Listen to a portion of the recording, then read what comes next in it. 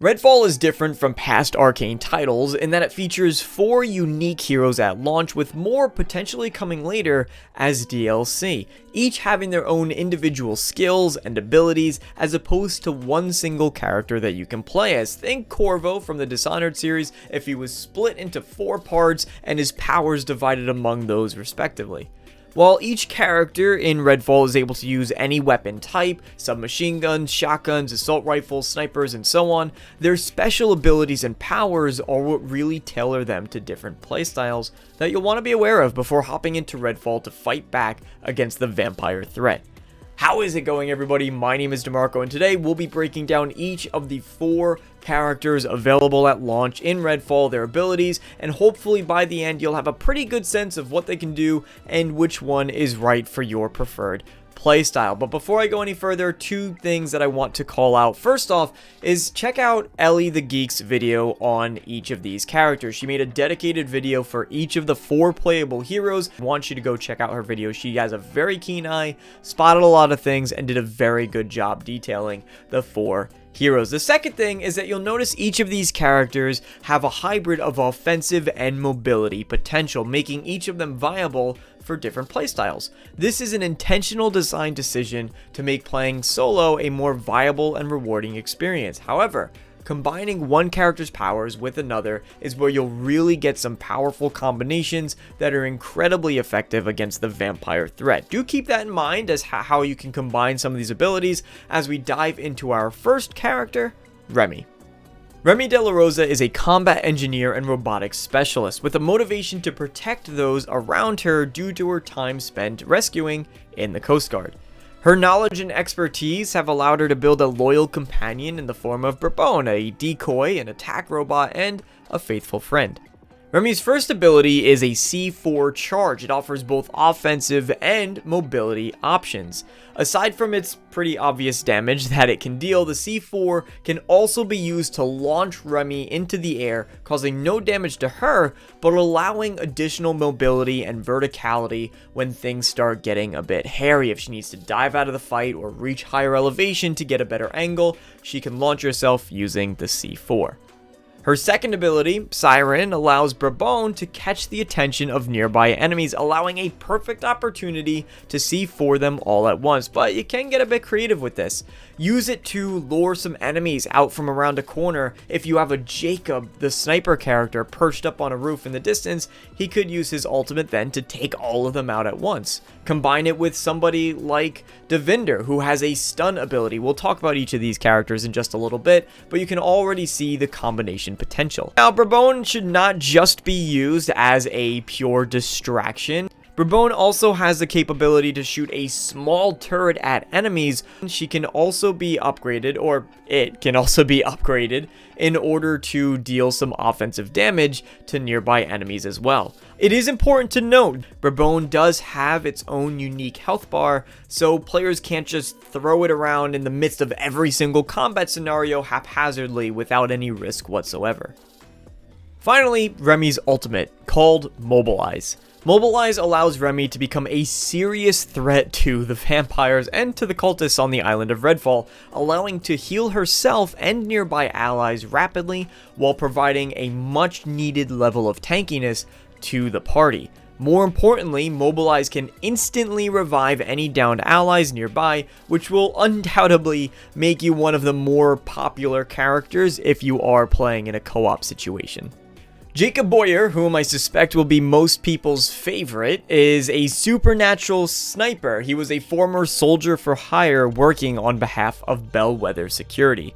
For years, he was sent into dangerous situations, acting in the interests of international corporations and government agencies, until he was hired by an unknown Avum Therapeutics affiliated client. Jacob and his unit were sent to Redfall with orders only known to the top brass. When he was separated from his fellow operators, Jacob was captured by the vampire god Miss Whisper and had a psychic raven and a strange eye forced on him for an unknown purpose. Now, Miss Whisper is one of the antagonists, the vampire gods of Redfall, so was Jacob meant to be a soldier for the vampire gods? Or was this supernatural gift Miss Whisper's last act of humanity to provide a fighting chance to stop herself and the other vampire gods? Those who have an inclination towards stealth, sniping, and unraveling this mystery should play as Jacob in order to find out. His first major ability is to command his supernatural raven, sending it out in order to mark enemies' positions for other players. Co-op parties focusing on stealth might think of ways to pair Jacob's ability to locate enemies with Remi's power to distract them or move them into the open in order to set up deadly combos, and the Raven can even be upgraded to fly directly into enemies, chaining onto them, dealing damage as well, providing an additional offensive utility to this power. His second ability, Cloak, well, it cloaks. From Bellwether Security, you get to become invisible to enemies, and this lets you get in and out real sneaky like, or just lets you scout ahead to see the layout of enemies, particularly useful in interiors. While cloaked, you do get a boost to your speed, but he's lacking in his vertical mobility options, which is why a partner like Layla can be very beneficial in order to provide high ground for long distance shots. Like other games, this cloak is active for a certain period of time and begins to drain once the ability is used, but it is possible to upgrade it to last longer and even let you fire some shots before the cloak expires. His ultimate is where things get truly thrilling, allowing him to summon a supernatural sniper that fires with unbridled accuracy, targeting enemies' heads automatically. This isn't a foolproof method, you'll still miss some of your headshots, but the uncanny level of accuracy and increased damage it provides can help to clear a lot of enemies very quickly in order to thin out a dangerous swarm.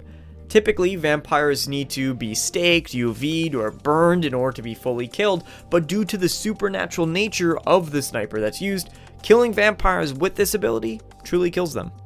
Layla Ellison is a fun offensive support hybrid. Layla, a biomedical student on the island of Redfall, signed up for medical trials hosted by the now evil Avon Corporation in order to alleviate some of her college debt. These experiments went terribly wrong and left her with telekinetic abilities, making her a massive threat to the vampires holding the island of Redfall captive.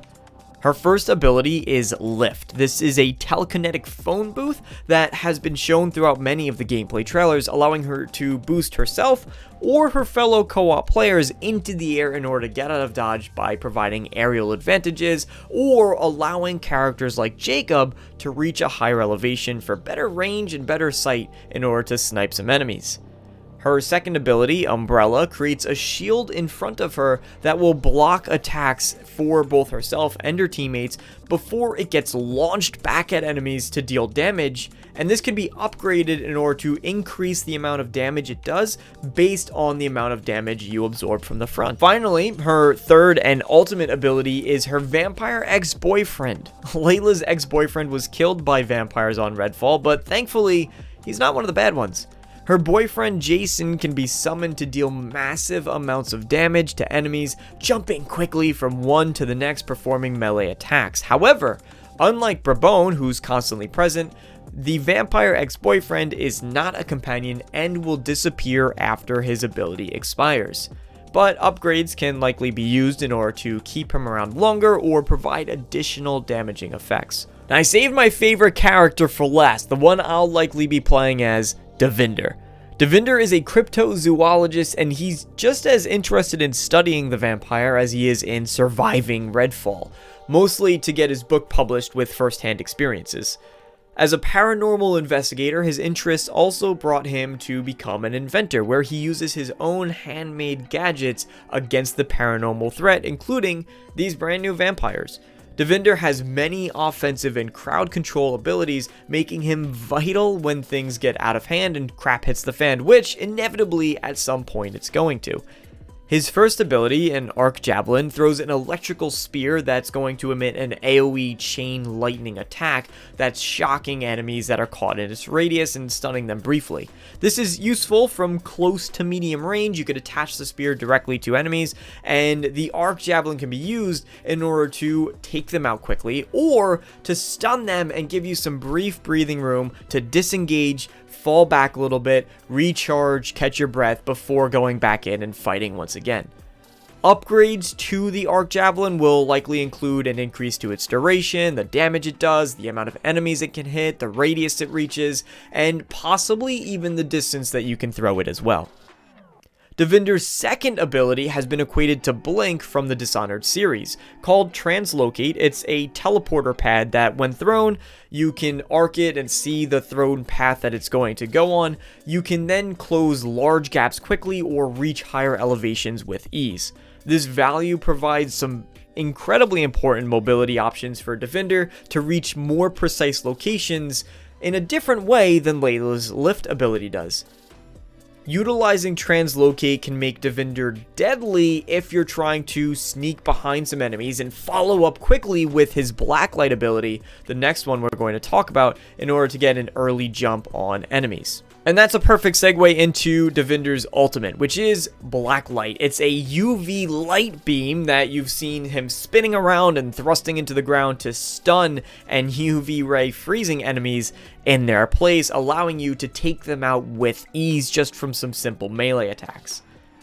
Excitingly, Blacklight can be upgraded to improve, yes, the reach, the distance, the width that it provides, the length of time that enemies remain stunned in it, but one of the more exciting ones is the ability to make it explode, shattering any enemies that are caught within the UV ray. High chaos players that enjoy a focus on being highly offensive and crowd control are really going to appreciate playing as Devinder. His ability to teleport those short distances, get behind them, stunning them with his ultimate is going to be a lot of fun and might actually make him one of the better characters to play as if you're going in solo, due to his ability to manage large crowds of threats at a single time.